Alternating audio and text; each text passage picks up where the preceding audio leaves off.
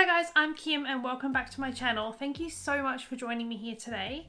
In today's video, I am going to take you through our October 2022 budget for the month. So I'm going to go through all of our fixed expenses, our variable expenses, and I'm also going to run you through where our sinking funds are currently at. So if that interests you, then stay tuned and keep watching.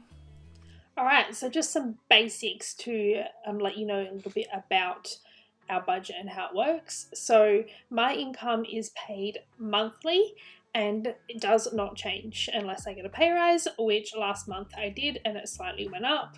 And Ben's income can be a bit variable and he gets paid on a weekly basis. So depending on how many Wednesdays are in a month, because that's the day he actually gets paid, will depend on how much income he will bring in for the month. So for the month of October, I plan to bring in $4,940 and Ben will plan to bring in $4,400 for the month. We have no other planned income at this stage. There could potentially be a bonus coming, but I'm not putting it in as planned income because we don't know whether or not it's coming. So that will give a total income for the month of $9,340. Okay, so let's move on to the fixed portion of the planned budget. So for debt, we plan to spend $1,556 for the month on the mortgage, $409 on my car loan, $320 on Ben's car loan, and then when we move into the investing and super contributions, we plan to contribute $600 extra towards our savings above what we would normally budget, which I'll explain further below.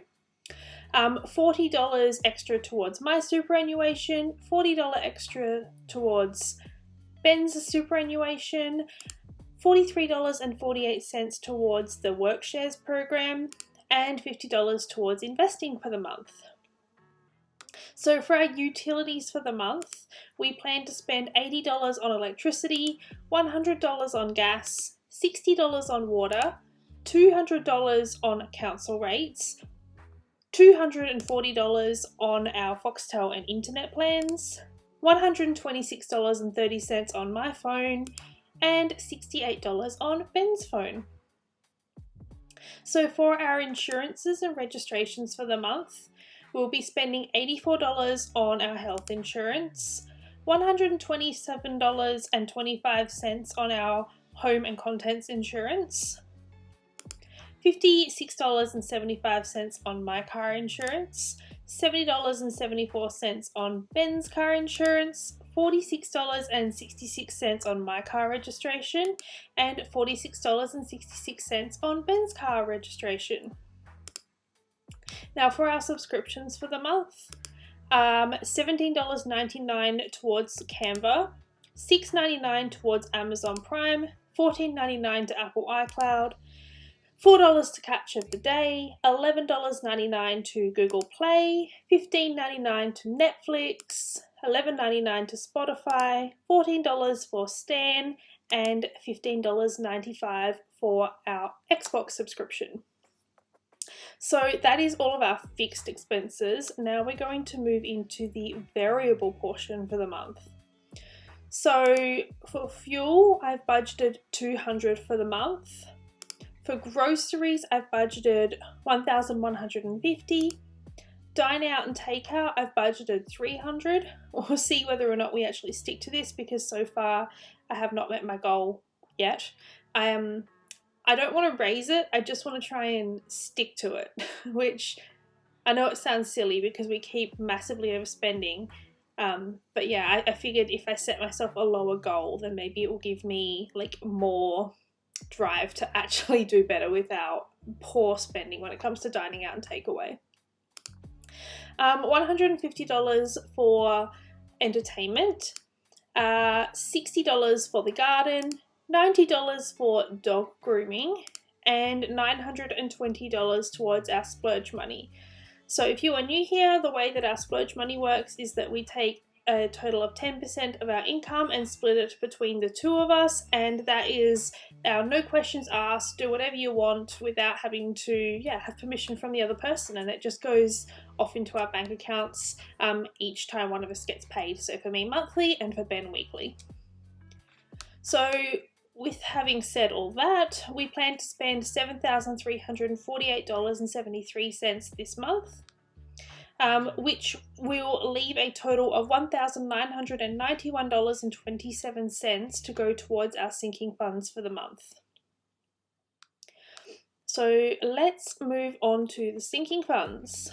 So as I mentioned above, this is the funds that we plan to add to the sinking funds after all of the stuff that I just showed you has come out for the month. This extra funds section is that $600 of extra money that I showed you that we want to be adding for the month on top of this. So ideally we would love to be able to add $2,500 this month towards our sinking funds. So currently our sinking funds are looking like the below. So you can see here, this is the goal line, this is and what we currently have in those funds. So we currently have maxed out the emergency savings of $15,000. We did max out the nursery, but we spent some of the money back in July, so we currently have $6,291.22 left in that fund. Almost at halfway towards our maternity leave fund, so we have $9,623.15. So even though we are no longer currently pregnant, this is still a goal of ours to work towards, to get up to that $20,000. So when the time comes, we know that we will have the money there to go towards my maternity leave. We maxed out the Melbourne trip because the Melbourne trip will be happening in the month of October. So we're really, really excited to be going on that trip, and it's nice to know that the money is there. So out of this is going to be our accommodation, food and entertainment. We've already paid for the flights with some credits that we had, so that was a bonus to not have to actually physically fork out the money for those flights. Nothing towards the Thailand trip still, because we will start planning for that trip once we've been on our Melbourne trip.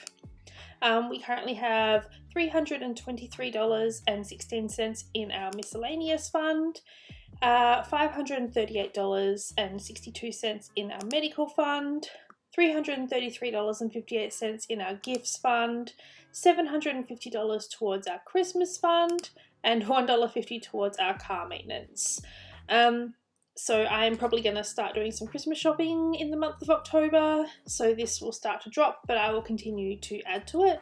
And as for the car maintenance, the servicing was all done this month. It's just gone past, so we will start adding to that again, but I know that I won't actually need to have any massive amounts of funds in there until about July, August next year. So yes.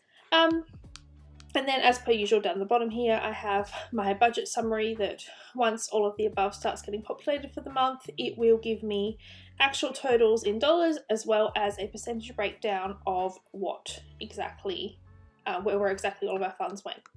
And then on the right hand side over here, I have the expense tracker, which is where I populate every single expense that we have. That then gets populated into this chart, and it just makes it easy for me to categorize and work out exactly where the money is coming from and going to. So if this spreadsheet is something that interests you, I do actually have it for sale in my Etsy shop for a small fee. I will leave the link down below, so you can click on that if you are interested.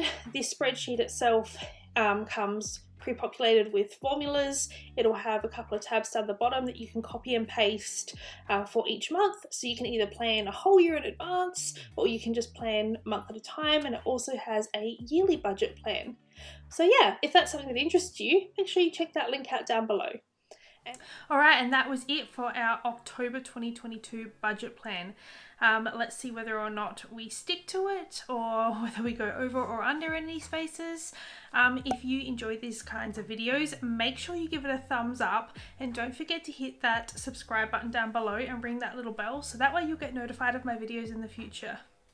Until next time, bye guys.